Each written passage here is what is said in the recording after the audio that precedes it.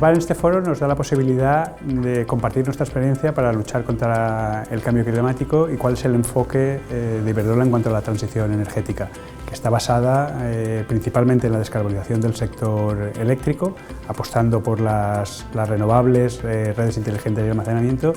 y, por supuesto, en todo aquello que no llega a la electrificación, apostar por otros vectores como puede ser el hidrógeno. Hoy nos ha permitido contar los proyectos que ya tenemos en marcha, como es el caso de la hidrogenera de Barcelona para TMB, para autobuses interurbanos, o nuestra hidrogenera